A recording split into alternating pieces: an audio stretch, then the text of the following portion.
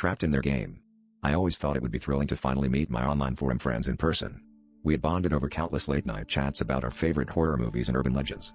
So when they suggested a meetup, I eagerly agreed. We chose a secluded cabin in the woods, cliché, I know, but we were all suckers for the classic horror setting.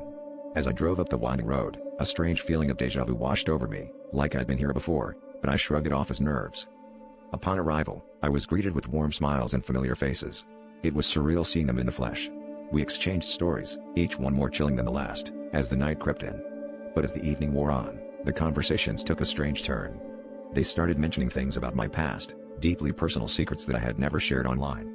At first, I laughed it off, thinking it was lucky guess or coincidence. But then they mentioned the incident from my childhood, one I had buried deep within me, a memory I hadn't spoken of in years.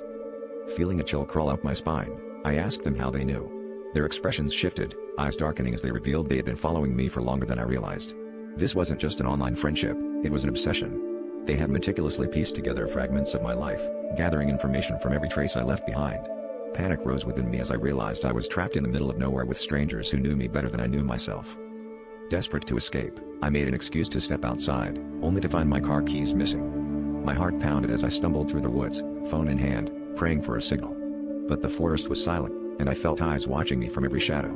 As I turned back towards the cabin, a sinister understanding settled in. This meetup wasn't about friendship, it was a carefully orchestrated trap. And as the darkness closed in, I realized that the horror stories we love so much had become my grim reality.